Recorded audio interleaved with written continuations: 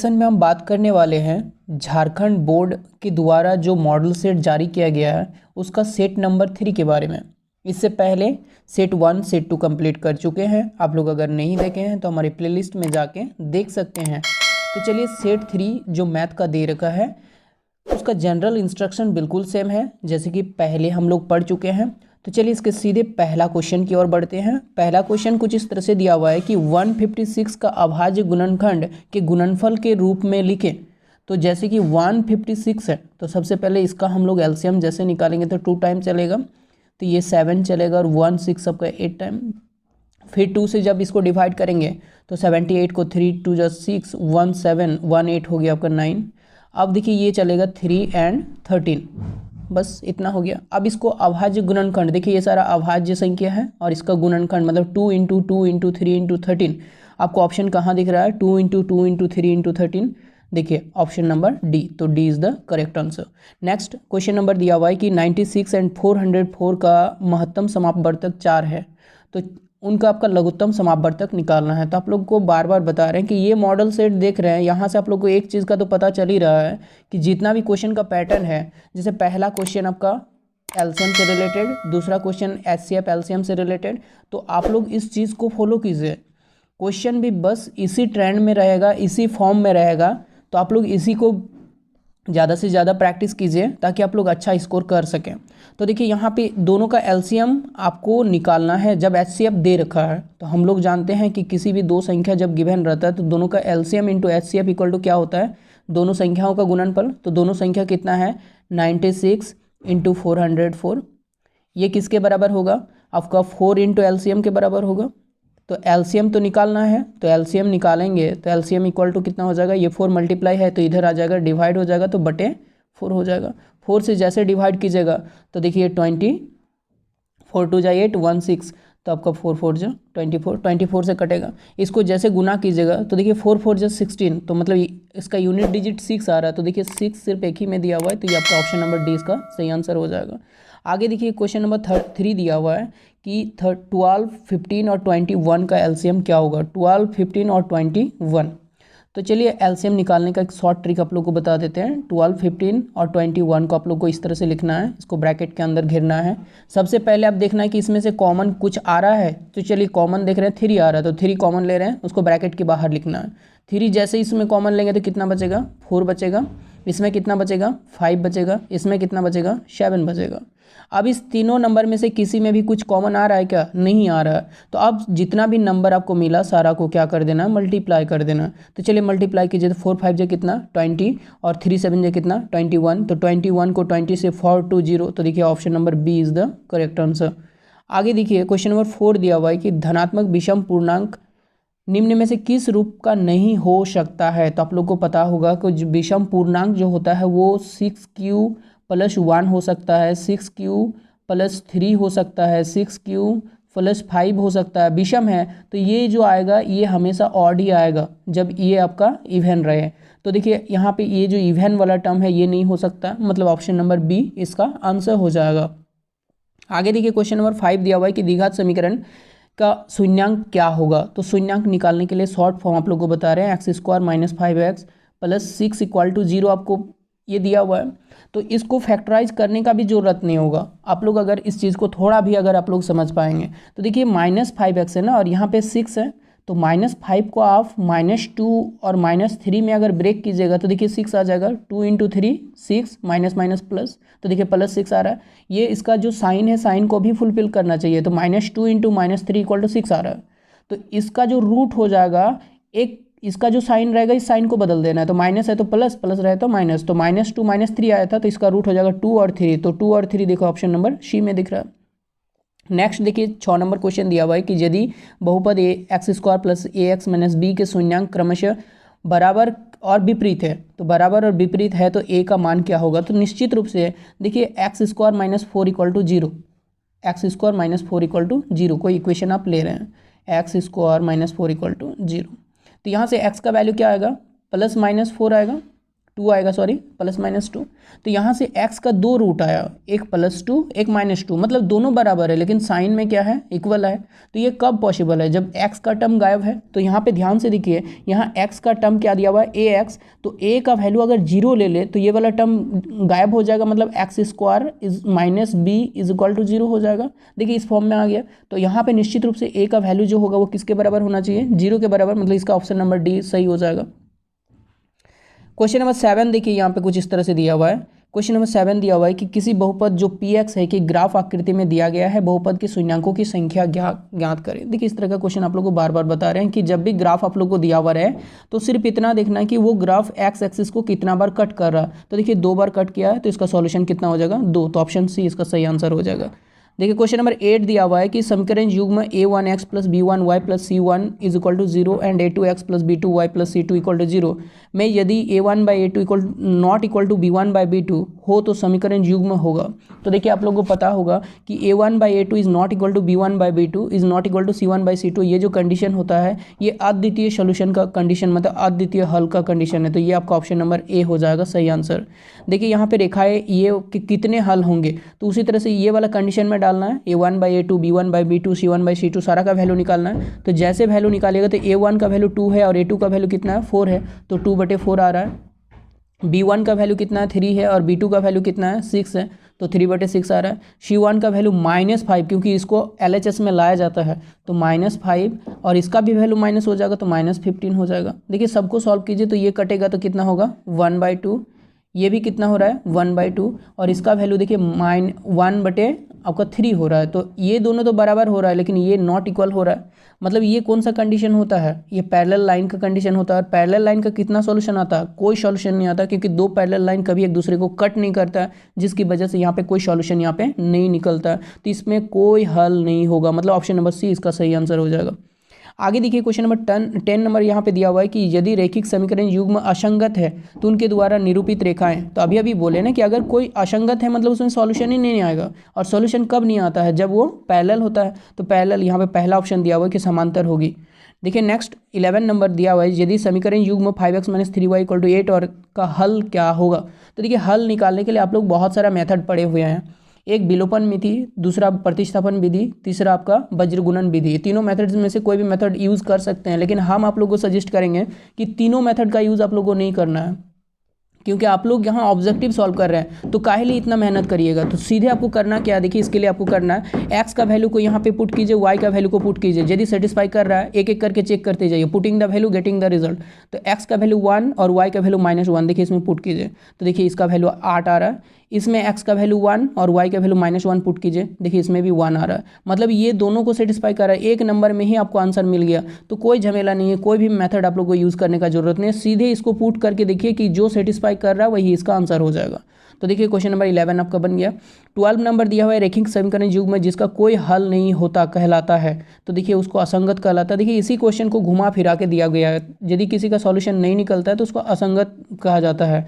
Next यहाँ पे दिया हुआ है समीकरण युग्म x + y = 7 और x - y = 1 का हल है। तो हल निकालने के लिए वही बोले x + y = 7। तो देखिए इसमें से किसी दो को जोड़ना है जिसका वैल्यू 7 आना है। देखिए इसका जोड़ेंगे तो 7 आएगा, और दोनों का डिफरेंस 1। देखिए 4 - 3 = 1। तो ये सेटिस्फाई कौन सा कर रहा है, 4 और 3। तो सी नंबर इसका आंसर हो जाएगा। सॉल्व करने का एकदम जरूरत नहीं है, सीधे आपका putting the value getting the result. निम्नलिखित में से कौन द्विघात समीकरण है, इसमें से द्विघात समीकरण को सॉल्व करना। द्विघात समीकरण आप लोग को बताए थे कि अगर समीकरण को सिंप्लीफाई करने के बाद अगर x² का टर्म आपके पास बच जाता है तो उसको द्विघात समीकरण बोलेंगे, अदरवाइज नहीं बोलेंगे। तो देखिए इसको सॉल्व करेंगे तो यहाँ x² आएगा, इधर कोई x² का टर्म नहीं है, मतलब x² जो है वो कटने का कहीं चांसेस नहीं है, मतलब ये द्विघात समीकरण है। एक नंबर है। दूसरा वाला देखते हैं। देखिए यहाँ पे x² है और यहाँ पे भी देखिए x³ है। तो यहाँ पे इसको जब सॉल्व करेंगे तो देखिए इसमें सॉल्व करने के बाद देखिए x² का टर्म तो बचेगा, तो x² का टर्म बचेगा तो यहाँ पे ये भी द्विघात समीकरण होगा, लेकिन क्यूबिक भी आ जाएगा। तो इसीलिए इसको ये क्वाड्रेटिक इक्वेशन हो जाएगा। ये आपका द्विघात समीकरण x² तो रहेगा ही, लेकिन साथ में इसमें क्यूबिक भी आ जाएगा, x³ भी आ जाएगा, इसीलिए ये क्वाड्रेटिक इक्वेशन नहीं होगा। इसमें भी देखिए x² कट जाएगा तो ये नहीं होगा, इनमें से कोई नहीं। तो ऑप्शन नंबर ए आपका दिख रहा है, तो ऑप्शन नंबर ए आपका सही आंसर हो जाएगा। नेक्स्ट यहाँ पे क्वेश्चन नंबर दिया हुआ है कि यदि द्विघात समीकरण 3x² + kx - 4 = 0 का मूल 4 है तो k का मान ज्ञात करें। तो देखिए जब इस तरह का क्वेश्चन दिया हुआ रहता है ना कि एक मूल आपको गिवन रहता है तो आपको करना कुछ नहीं है, इसके जो मूल दिया हुआ उस मूल का वैल्यू को इस इक्वेशन में सब्सटीट्यूट करना है। तो देखिए 3x² है ना, तो 3 के जो मूल है, मूल का वैल्यू कितना है 4 है, तो 3 × 4 का स्क्वायर प्लस kx, तो k इंटू कितना 4 और फिर -4 इज इक्वल टू कितना 0। अब यहाँ से k का वैल्यू निकालना है, तो 3 × 4 4 जा 16, 16 × 3 तो 16 × 3 48, 48 -4 plus 4k is equal to 0, इतना हो गया। अब इसको सॉल्व कीजिए तो 44 हो जाएगा, तो 4k is equal to -44, then k equal to कितना हो जाएगा -11। देखिए -11 ऑप्शन नंबर ए पे दिख रहा है, तो ये आपका सही आंसर हो जाएगा। 16 देखिए द्विघात समीकरण जिसके मूल 2 और -2 है, तो आपका निम्नलिखित में से कौन सा समीकरण ये होगा। तो 2 और -2 मतलब अल्फा इक्वल टू 2 दे रखा है और बीटा इक्वल टू -2 दे रखा है ना। तो इसको सॉल्व करने के आप दो मेथड है, इसमें से आप किसी का भी यूज़ कर सकते हैं। एक तो पहले अल्फा प्लस बीटा का वैल्यू और दूसरा अल्फा इंटू बीटा का वैल्यू निकाल सकते हैं इजीली। जब दोनों का वैल्यू दिया हुआ है तो अल्फा प्लस बीटा, तो यहाँ पे इसका वैल्यू 0 आ रहा है, अल्फा इंटू बीटा इसका वैल्यू -4 आ रहा है। अब इक्वेशन स्टैंडर्ड फॉर्म में क्या होता है, इक्वेशन स्टैंडर्ड फॉर्म होता है x² minus alpha plus beta into x plus alpha into beta is equal to 0, यही ना होता है। इसको डालिए, देखिए इसका वैल्यू 0 है तो ये पूरा टर्म 0 हो गया, मतलब x² और अल्फा इंटू बीटा का वैल्यू -4 इक्वल टू 0, तो x² -4 equal to 0 option number देखिए कहाँ दिख रहा है, बी में दिख रहा है, तो B is the correct answer. देखिए नेक्स्ट क्वेश्चन यहाँ पे दिया हुआ है कि द्विघात समीकरण 4x² प्लस 4x प्लस 1 के मूल्यांकों की प्रकृति क्या होगा। प्रकृति मतलब जब भी आप लोग को नेचर निकालने के लिए दिया जाए तो डी निकालना है, डी से ही पता चलता है कि इसका नेचर कैसा होगा। तो डी निकालेंगे तो b² - 4ac, बी का वैल्यू कितना है 4 है तो 4 का स्क्वायर माइनस 4ac, तो 4a का वैल्यू कितना है 4 और c का वैल्यू कितना है 1, तो डाल दिए 16 - 16, ये 16 हो गया, तो इज इक्वल टू कितना 0।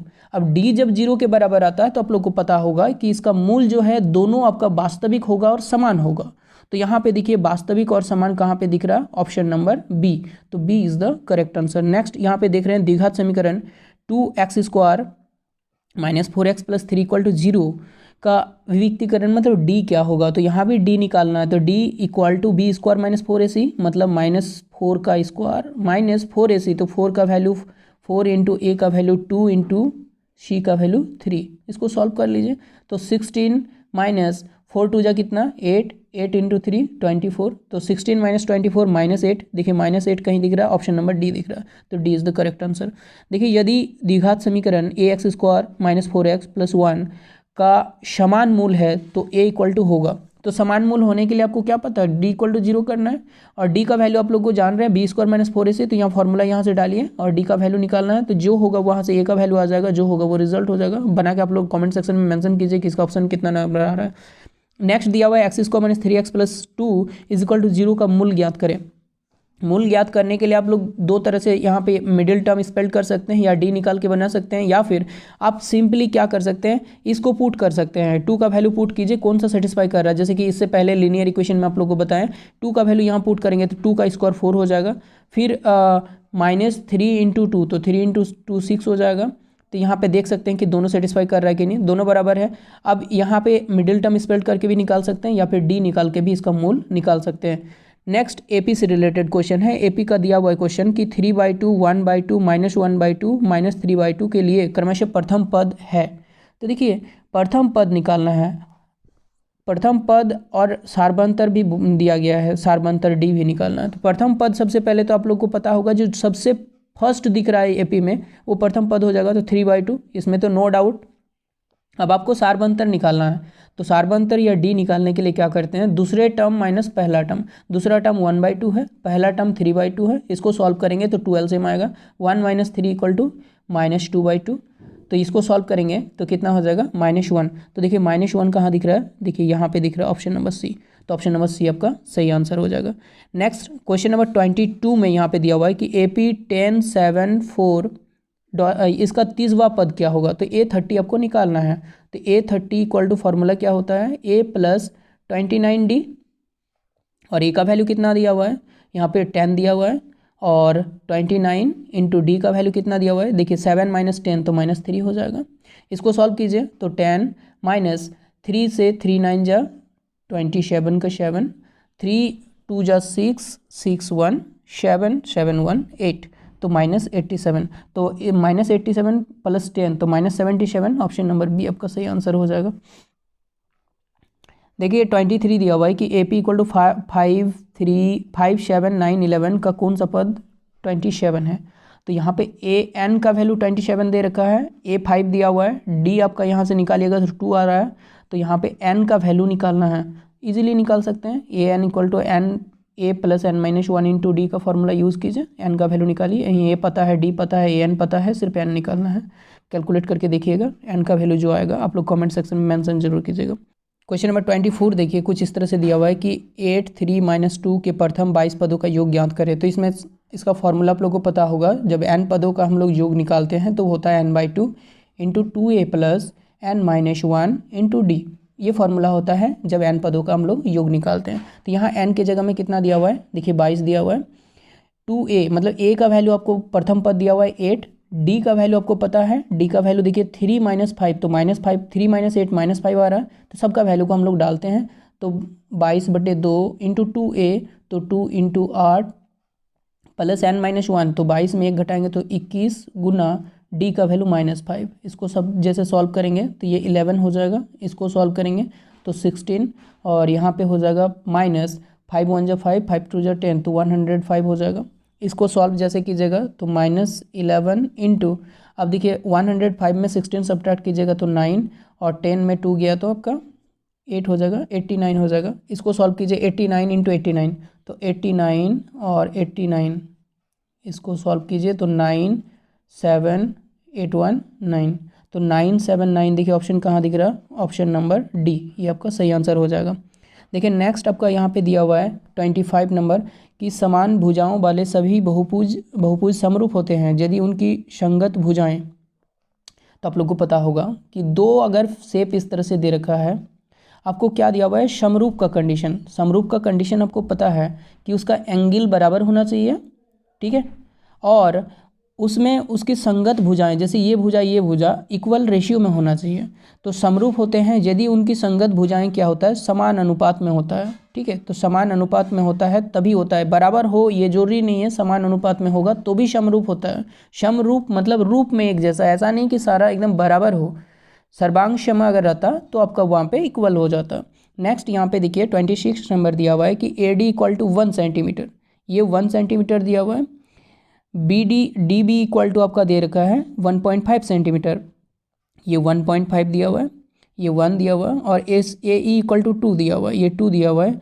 तो आपका EC इक्वल टू 4 सेंटीमीटर है। तो निम्न में से कौन सा कथन सत्य है। तो देखिए इसको पहले 1/1.5 इज इक्वल टू 2/4 ऐसा कुछ आ रहा है। ये हम लोग का एक प्रमेय है, इस प्रमेय का यूज़ करके हम लोग इसको रेशियो निकाले साइड का।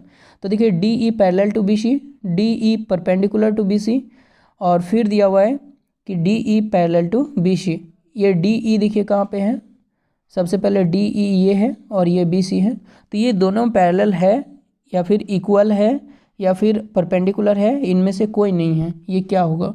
तो हम लोग यहाँ पे देख रहे हैं इसका जो रेशियो निकालें तो रेशियो इक्वल नहीं आया, रेशियो इक्वल नहीं आया, इसका मतलब ये पैरेलल नहीं है, और ये इक्वल तो हो ही नहीं सकता है, और ये परपेंडिकुलर भी नहीं होगा, मैंने इनमें से कोई नहीं है। इसका ऑप्शन नंबर डी सही आंसर हो जाएगा। समरूप त्रिभुज की संगत भुजाएं, जो समरूप त्रिभुज होती है उसके संगत भुजाएं होती है, अभी बोले कि जो समरूप त्रिभुज होता है उसका संगत भुजाएं कैसा होता है, समानुपात में होता है। इसी का क्वेश्चन अभी बनाए हम लोग। नेक्स्ट क्वेश्चन यहाँ पे दिया हुआ है, त्रिभुज ABC तथा त्रिभुज PQR के लिए कौन सा कथन सत्य होगा।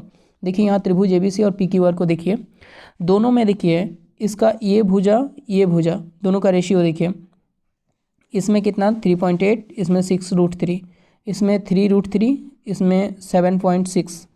तो देखिए इसका ये डबल है, इसका ये डबल है, ठीक है, इसका ये डबल है, मतलब ये आपका क्या है, समरूप है।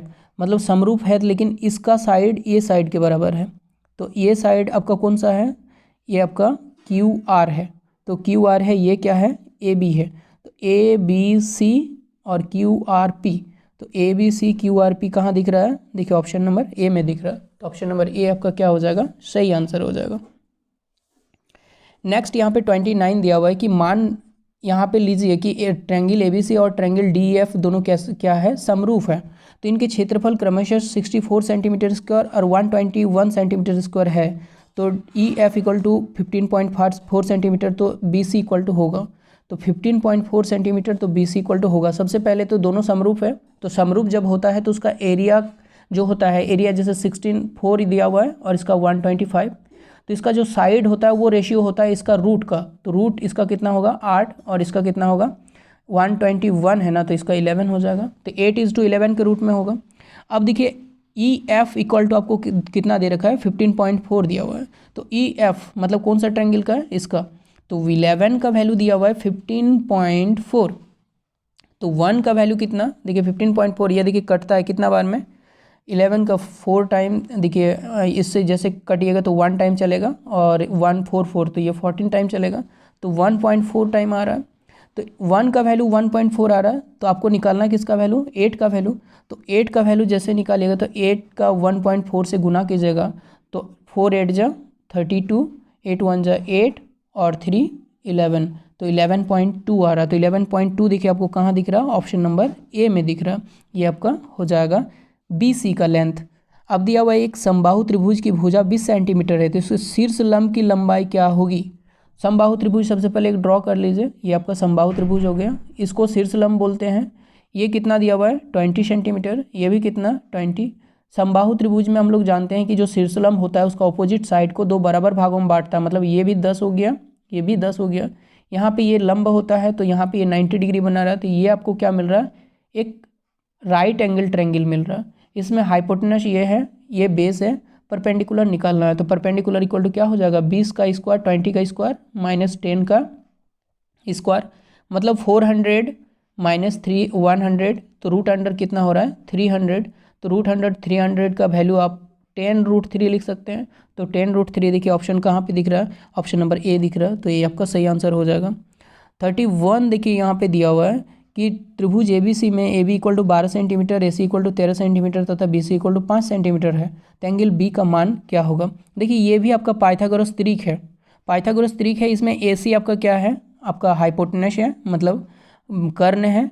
यहाँ पे ये दोनों बेस और परपेंडिकुलर है, तो निश्चित रूप से एंगल B जो होगा वो कितना डिग्री का होगा? 90 डिग्री का होगा। तो देखिए इस तरह का क्वेश्चन एक आ ही रहा है, तो आप लोग हमेशा पाइथागोरस त्रिक को याद रखिएगा। नेक्स्ट, वृत्त के 2 बिंदुओं का प्रतिच्छेद करने वाली रेखा को क्या कहा जाता है? छेदक रेखा कहा जाता है। देखिए छेदक रेखा कहा जाता है। एक बिंदु पर अगर करता है तो उसको स्पर्श रेखा बोलते हैं, 2 बिंदु पर अगर प्रतिच्छेद करता है तो उसको छेदक रेखा बोलते हैं। नेक्स्ट दिया हुआ है 10 सेंटीमीटर त्रिज्या के वृत्त के 2 समांतर स्पर्श रेखाओं के बीच की दूरी क्या है? तो 10 सेंटीमीटर त्रिज्या के वृत्त की 2 समांतर स्पर्श रेखाओं के बीच की दूरी कितना है? तो देखिए ये त्रिज्या आपका यहाँ पे दिया हुआ है 10 सेंटीमीटर है ना, तो 10 सेंटीमीटर त्रिज्या के वृत्त की 2 समांतर स्पर्श रेखा, तो एक समांतर रेखा हम स्पर्श रेखा इस तरह से ड्रॉ किए और इसका त्रिज्या इस तरह से यहाँ पे दिया हुआ है, और एक अगर यहाँ पे ड्रॉ करेंगे तभी एक दूसरे पे पैरेलल होता है। 2 स्पर्श रेखा पैरेलल वही होगा जो डायमीटर के एंड पॉइंट पे खींचा जाएगा। तो डायमीटर के एंड पॉइंट मतलब इसका जो स्मॉल शॉर्टेस्ट डिस्टेंस होगा ये दोनों टेंजेंट के बीच में, ये डायमीटर के बराबर होगा। तो त्रिज्या अगर 10 सेंटीमीटर तो डायमीटर कितना होगा? 20 सेंटीमीटर। तो इसका ऑप्शन कितना हो जाएगा? बी सही हो जाएगा। आगे दिया हुआ है 34 दिया हुआ है कि यदि एक बिंदु P से O केंद्र वाले किसी वृत्त पर PA PB स्पर्श रेखाएं क्रमशः परस्पर 80 डिग्री के कोण पर झुकी है तो एंगल POA का मान बराबर है। तो देखिए जब भी आप लोग का इस तरह का क्वेश्चन दिया हुआ है, एक एंगल दिया हुआ है तो आपका दूसरा एंगल यहाँ पे निकालने के लिए 80 और दूसरा एंगल आपको निकालना है। तो यहाँ पे सबसे पहले फिगर एक ड्रॉ कर लीजिए। PO केंद्र है, सेंटर मान लिया, P कोई बिंदु है तो यहाँ पे P कोई पॉइंट ले लिए, यहाँ से 2 स्पर्श रेखा इस तरह से PA और PB इस तरह से ड्रॉ किया गया। आपको POA निकालना है तो यहाँ पे इस तरह से यहाँ पे मिलाइए इसको, POA, तो ये वाला एंगल आपको निकालना है। तो ये एंगल और ये एंगल दोनों क्या होगा? बराबर होगा। सबसे पहले ये दोनों दिया हुआ है, ये जो एंगल है ये दिया हुआ है, कितना दिया हुआ है? 80 दिया हुआ है। तो आप लोग को पता है ये भी 90 होता है, ये भी 90 होता है। तो ये जब 90 है, ये 80 तो ये 40, तो यहाँ पे ये 80 तो ये टोटल एंगल अगर निकालना चाहेंगे तो ये 100 हो जाएगा। और इसका आधा कीजिएगा तो इधर वाला मिलेगा, तो आधा कितना 50, तो ए का जो वैल्यू हो जाएगा वो कितना हो जाएगा 50 हो जाएगा। किसी वृत्त के एक दिए गए बिंदु पर कितनी स्पर्श रेखाएं खींची जा सकती है। अब देखिए यहाँ पे ये एक सर्कल है। अब किसी वृत्त के एक दिए गए बिंदु पर कितनी स्पर्श रेखाएं खींची जा सकती है। तो इस बिंदु से इस तरह से आप कितना स्पर्श रेखा खींच सकते हैं, सिर्फ एक स्पर्श रेखा खींच सकते हैं, क्योंकि और जैसे भी स्पर्श रेखा खींचेगा तो वो स्पर्श रेखा न रहकर वो छेदक रेखा बन जाएगा, क्योंकि वो सर्कल को 2 पॉइंट पे कटने लगेगा। तो यहाँ पे स्पर्श रेखा किसी भी वृत्त के एक बिंदु पर सिर्फ एक खींचा जाता है, लेकिन इसमें क्वेश्चन कभी घुमा कर दिया जाता है कि किसी वृत्त पर बाहरी किसी बिंदु से कितना स्पर्श रेखाएं खींची जा सकती है। तो यहाँ पे 2 खींची जा सकती है। देखिए ये बाहरी पॉइंट ये था, तो यहाँ से 2 स्पर्श रेखा आप इस तरह से ड्रॉ कर सकते हैं, लेकिन अगर वो पॉइंट वृत्त का ही दिया हुआ रहे तो एक ही इसका आंसर होगा। तो इसका आंसर क्या हो जाएगा 1। नेक्स्ट 36 दिया हुआ है कि 90 डिग्री केंद्रीय कोण और 8 त्रिज्या वाले त्रिज्याखंड का क्षेत्रफल 90 डिग्री। देखिए जरा यहाँ पे ये सर्कल है, 90 डिग्री एंगल क्रिएट करना मतलब एक चतुर्थांश बनाना। तो एक चतुर्थांश का क्षेत्रफल आप लोगों को पता है 1/4 इंटू पाई आर स्क्वायर। तो 1/4 पाई आर स्क्वायर देखिए कहाँ दिख रहा है, पाई आर स्क्वायर बटे 4 देखिए ऑप्शन नंबर बी में दिख रहा है। नेक्स्ट यहाँ पे दिया है वृत्त की त्रिज्या का मान 7 सेंटीमीटर हो तो सबसे बड़ी जीवा का मान क्या होगा। तो आप लोगों को पता है कि किसी वृत्त की सबसे बड़ी जीवा क्या होती है, उसकी व्यास होती है। तो अगर त्रिज्या 7 सेंटीमीटर है तो व्यास का लंबाई कितनी होगी 14 सेंटीमीटर। तो यहाँ पे इसका ऑप्शन जो हो जाएगा वो कौन सा हो जाएगा, डी सही हो जाएगा। नेक्स्ट आपका दिया हुआ है 38 नंबर कि 14 सेंटीमीटर त्रिज्या वाले वृत्त की उस चाप की लंबाई क्या होगी जो केंद्र पर 90 डिग्री कोण अंतरित करती है। तो 90 डिग्री कोण अंतरित करती है मतलब निश्चित रूप से एक आपका क्या बना रहा है, चतुर्थांश बना रहा है, तो उसका क्षेत्रफल निकालना है। तो चलिए क्षेत्रफल निकालते हैं। तो इसका क्षेत्रफल निकालना है, जबकि इसका रेडियस कितना 14 सेंटीमीटर। तो 14 सेंटीमीटर आपका जब होता है, चाप की लंबाई निकालनी है। तो चाप की लंबाई निकालने के लिए फॉर्मूला आप लोग को पता है θ/360 इंटू क्या होता है 2 पाई आर, ये आपका फॉर्मूला हो जाता है। थीटा का वैल्यू कितना है 90 है, तो 90/360 मतलब 1/4 इंटू 2 पाई आर, तो 2 इंटू 22/7 इंटू आर का वैल्यू कितना दिया हुआ है 14। 7 से ये 2 बार में कटेगा, 2 से ये 2 टाइम में, 2 से ये 2 कट गया, तो टोटल कितना आ गया 22। देखिए ऑप्शन कहाँ दिख रहा है 22, ऑप्शन नंबर सी दिख रहा है। तो C is the correct answer. Next 39 देखिए यहाँ पे दिया हुआ है कि 10 सेंटीमीटर त्रिज्या वाले एक वृत्त की कोई जीवा केंद्र पर एक समकोण अंतरित करती है। तो संगत दीर्घ त्रिज्याखंड क्षेत्रफल ज्ञात कीजिए, पाई = 3.14 लीजिएगा। तो देखिए इसका प्रोसेस क्या रहेगा। सबसे पहले आपको दिया हुआ है कि 10 सेंटीमीटर त्रिज्या, तो इसका रेडियस दे रखा है 10 सेंटीमीटर वाले एक वृत्त की कोई जीवा, तो कोई जीवा इस तरह से एक जीवा ले लेना है, केंद्र पर समकोण अंतरित करता है। तो केंद्र पर जो कोण बनाता है वो कितना डिग्री का बनाता है 90 डिग्री बनाता है। तो यहाँ पे उस दीर्घ त्रिज्याखंड का क्षेत्रफल ज्ञात करना है, मतलब आपको यहाँ से यहाँ तक का क्षेत्रफल निकालना है। तो इसको निकालने के लिए सबसे पहले तो आपको क्या करना है, इस ट्रायंगल का एरिया को निकाल लेना है। इस ट्रायंगल का एरिया निकालने के बाद फिर इधर वाला एंगल ये 90 डिग्री था, तो ये आपका निकल जाएगा 270 डिग्री। और 270 डिग्री जब रहता है तो त्रिज्याखंड का एरिया निकालने के लिए आप लोग के फॉर्मूला है, तो उस फॉर्मूला का यूज़ करके इधर वाला ये जो पोर्शन है इस पोर्शन का यूज़ करके आप निकाल सकते हैं। और उसमें ये ट्रायंगल का एरिया को क्या कर देना है, जोड़ देना है। तो आप यहाँ से दोनों का ये जो बड़ा दीर्घ वृत्तखंड है, इसका त्रिज्याखंड है, इसका एरिया आप निकाल सकते हैं। तो दीर्घ त्रिज्याखंड का एरिया निकालने के लिए आपको करना क्या है, सिर्फ फॉर्मूला यूज़ करना है, लेकिन उससे पहले उस ट्रायंगल का या जो एरिया है इसको निकाल लेना है। तो यहाँ पे देखिए एक घोड़ा एक वर्गाकार मैदान कोने में 7 मीटर लंबी रस्सी पे बांध दिया गया है। उस भाग का क्षेत्रफल क्या होगा जहाँ घोड़ा घास चर सकता है। तो उसी तरह का दिया हुआ है, एक स्क्वायर दे रखा है और इस कोने में बांध दिया गया। तो यहाँ अगर इस तरह से रस्सी इतना लंबा होगा तो यहाँ इतना दूर तक ये घास चर सकती है ये घोड़ा। तो यहाँ पे ये जो क्षेत्र बन रहा है ये कैसा क्षेत्र बन रहा है, आपका एक चतुर्थांश बन रहा है। तो चतुर्थांश का क्षेत्रफल क्या होता है 1/4 पाई आर स्क्वायर। आर का वैल्यू 7 मीटर है, तो पाई का वैल्यू आपको 22/7 यूज़ कीजिए और सीधे इसका एरिया निकालिए, जो होगा क्या हो जाएगा, इसका एरिया हो जाएगा। तो इसमें सेट 3 का हम 40 का 40 पूरे सवालों का सॉल्यूशन आप लोग को प्रोवाइड कर दिए हैं। फिर भी अगर किसी भी प्रकार का कोई भी डाउट अगर आप लोग का रहे तो आप लोग उस चीज़ को कमेंट सेक्शन में मेंशन जरूर कीजिएगा।